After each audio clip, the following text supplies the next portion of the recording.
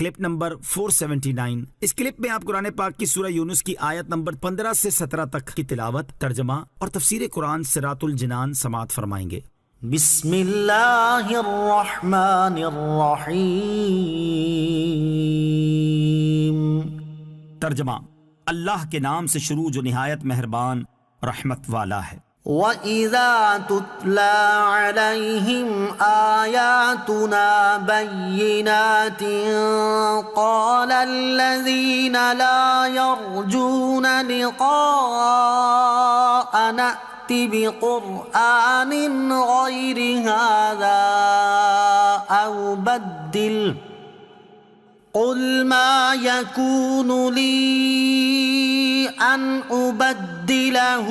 مِنْ تِلْقَاءِ نَفْسِي إِنْ أَتَّبِعُ إِلَّا مَا يُوحَى إِلَيَّ إِنِّي أَخَافُ إِنْ عَصَيْتُ رَبِّي عَذَابَ يَوْمٍ عَظِيمٍ۔ ترجمہ، اور جب ان کے سامنے ہماری روشن آیات کی تلاوت کی جاتی ہے تو ہم سے ملاقات کی امید نہ رکھنے والے کہتے ہیں کہ اس کے علاوہ کوئی اور قرآن لے کر آؤ یا اسے تبدیل کر دو۔ تم فرماؤ، مجھے حق نہیں کہ میں اسے اپنی طرف سے تبدیل کر دوں، میں تو اسی کا تابع ہوں جو میری طرف وحی بھیجی جاتی ہے۔ اگر میں اپنے رب کی نافرمانی کروں تو مجھے بڑے دن کے عذاب کا ڈر ہے۔ وَإِذَا تُتْلَى عَلَيْهِمْ آيَاتُنَا بَيِّنَاتٍ، اور جب ان کے سامنے ہماری روشن آیات کی تلاوت کی جاتی ہے۔ شان نزول، کفار کی ایک جماعت نے نبی کریم علیہ الصلوۃ والسلام کی خدمت میں حاضر ہو کر کہا کہ اگر آپ چاہتے ہیں کہ ہم آپ پر ایمان لے آئیں تو آپ اس قرآن کے سوا دوسرا قرآن لائیں جس میں لات، عزا، منات وغیرہ بتوں کی برائی اور ان کی عبادت چھوڑنے کا حکم نہ ہو، اور اگر اللہ عز و جل ایسا قرآن نازل نہ کرے تو آپ اپنی طرف سے بنا لیجئے یا اسی قرآن کو بدل کر ہماری مرضی کے مطابق کر دیجئے تو ہم ایمان لے آئیں گے۔ ان کا یہ کلام یا تو تمسخر و استہزاء کے طور پر تھا یا انہوں نے تجربہ و امتحان کے لیے ایسا کہا تھا۔ اگر یہ دوسرا قرآن بنا لائیں یا اس کو بدل دیں تو ثابت ہو جائے گا کہ قرآن کلام ربانی نہیں ہے۔ اللہ تعالیٰ نے اپنے حبیب علیہ الصلوۃ والسلام کو حکم دیا کہ اے حبیب صلی اللہ تعالیٰ علیہ وآلہ وسلم، آپ ان سے فرما دیں کہ میرے لیے حلال نہیں کہ میں اپنی طرف سے اس میں کوئی تبدیلی کروں، میں تو کمی، زیادتی اور تبدیلی کے بغیر صرف اسی کا تابع ہوں جو اللہ تعالیٰ میری طرف وحی فرماتا ہے، اور یہ میرا کلام نہیں کہ میں اس میں تبدیلی کر سکوں، بلکہ یہ اللہ عز و جل کا کلام ہے۔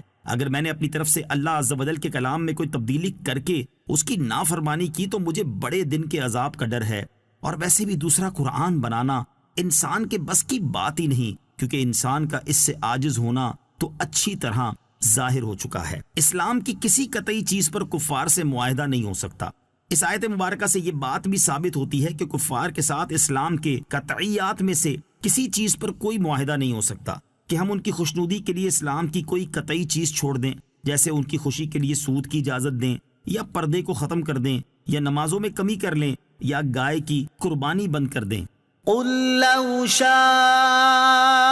اللَّهُ مَا تَلَوْتُهُ عَلَيْكُمْ وَلَا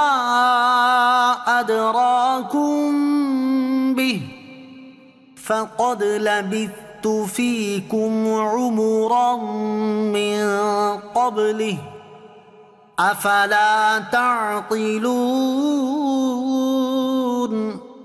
ترجمہ، تم فرماؤ، اگر اللہ چاہتا تو میں تمہارے سامنے اس کی تلاوت نہ کرتا اور نہ وہ تمہیں اس سے خبردار کرتا، تو بے شک میں اس سے پہلے تم میں اپنی ایک عمر گزار چکا ہوں، تو کیا تمہیں عقل نہیں؟ قل،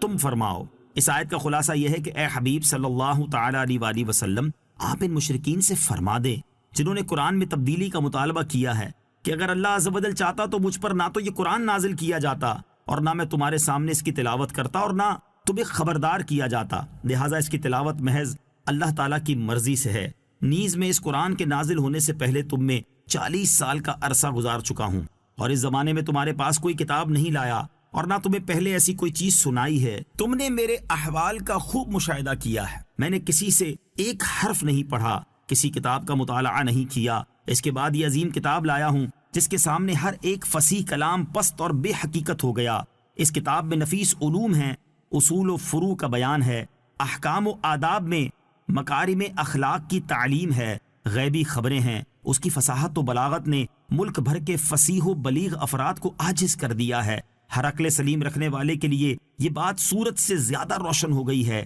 کہ ایسا کلام اللہ تعالیٰ کی وحی کے بغیر ممکن ہی نہیں۔ تو کیا تمہیں عقل نہیں کہ اتنا سمجھ سکو کہ یہ قرآن اللہ عز و جل کی طرف سے ہے، مخلوق کی قدرت میں نہیں کہ اس کی مثل بنا سکے۔